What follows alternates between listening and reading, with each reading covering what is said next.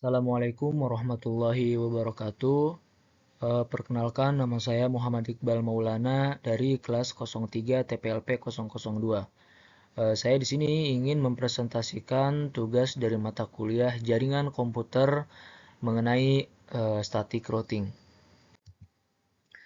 Masuk ke pengertian, static routing adalah metode pengaturan root pada jaringan komputer di mana administrator secara manual menentukan jalur perpindahan data antara dua atau lebih node atau simpul dalam jaringan.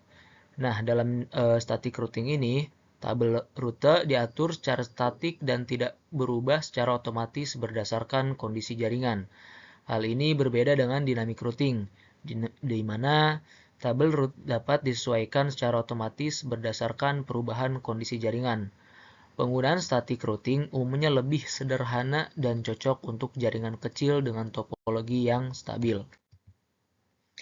Kelebihannya adalah yang pertama, sederhana dan mudah dikelola, kemudian kinerja yang baik untuk jaringan kecil, kemudian pemeliharaan yang mudah, kemudian overhead protokol yang rendah, dan yang terakhir adalah kinerja yang konsisten. Nah, untuk kelemahannya itu adalah kesulitan dalam manajemen dan pemeliharaannya, kemudian ketidakmampuan beradaptasi dengan perubahan topologi, kemudian tidak efisien untuk jaringan yang dinamis, kemudian tidak mendukung redundasi secara otomatis, dan yang terakhir rumit untuk jaringan skala yang besar.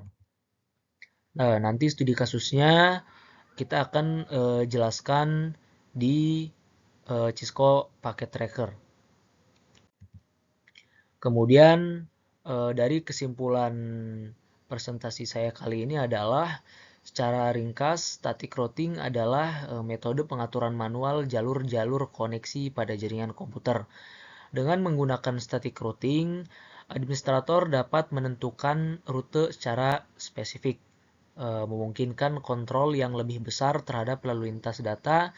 Meskipun sederhana, static routing efektif untuk jaringan kecil hingga menengah, dengan kelebihan keamanan dan kinerja yang dapat diandalkan.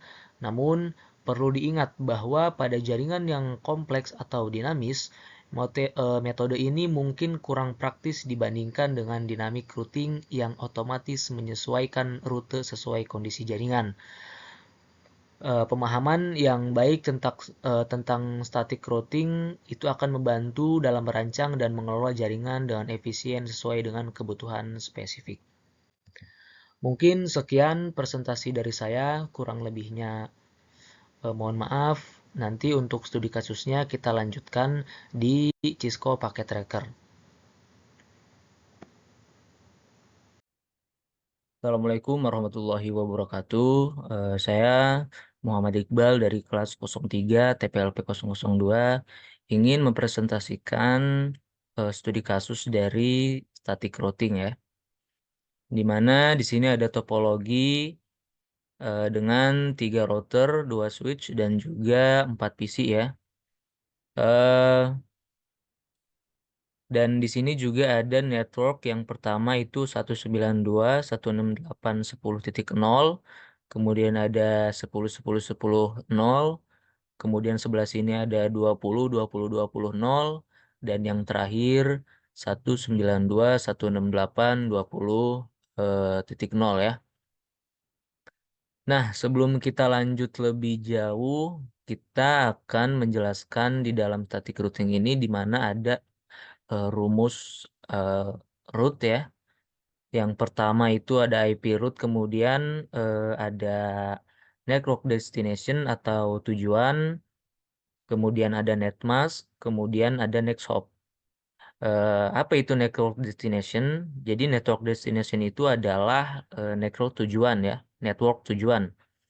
Dimana kalau misalkan kita mau ngeping dari PC 0 ke PC 2, maka network destination-nya itu adalah 192.168.20.0. Nah, untuk NetShop ini adalah pintu keluar ya, dimana kalau misalkan kita mau ngeping dari PC 0 ke PC 2, maka pintu keluarnya itu adalah di sebelah sini. Ya. Selanjutnya kita masuk untuk memasukkan IP ke dalam semua PC ini, di mana di PC 0 ini kita akan memberikan IP 192.168.10.2 karena titik satunya itu kita akan gunakan untuk IP gateway ya. Kemudian di PC kesatunya ini kita akan menggunakan IP 192.168.10.3 dan untuk IP gateway-nya 192.168.10.1. Nah, untuk di PC kedua ini sebelah sini kita akan menggunakan IP 192.168.20.2 dan untuk gateway-nya 192.168.20.1. Sebelah sini kita akan menggunakan IP 192.168.20.3 dan untuk gateway-nya 192.168.20.1. Nah, kemudian lanjut ke setting ininya ya, routingnya, konfigurasi sederhana routing ini, di mana kita akan menyalakan apa namanya yang mengarah ke bawah ini atau interface 0/1 ini kita akan menggunakan IP 192.168.10.1 menggunakan IP gateway yang tadi. Kemudian untuk interface 0/0-nya kita akan menggunakan 10.10.10.1 karena di sini 0/0-nya itu ada dua. Jadi di sebelah sini kita akan menggunakan 0.1, 10.1 dan yang sebelah sini 10.2. Kemudian di IP2 ini kita akan mengkonfigurasi yang interface 0/1 ini kita akan menggunakan di 20.1. Kemudian yang di router 3 ini di interface 0/0 ini kita akan menggunakan 20.2 ya.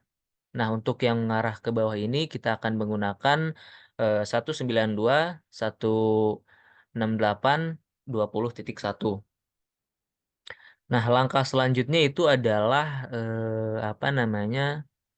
menjalankan static routingnya ini ya, di mana dalam static routing ini admin yang akan menentukan router mau diarahkan kemana gitu. Nah, untuk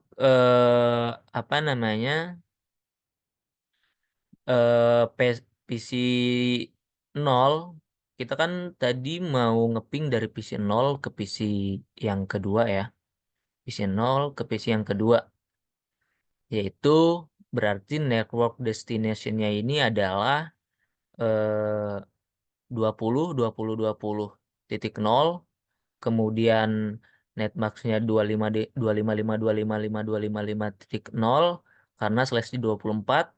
Kemudian next hop-nya ini adalah 10.10.10.2 ya.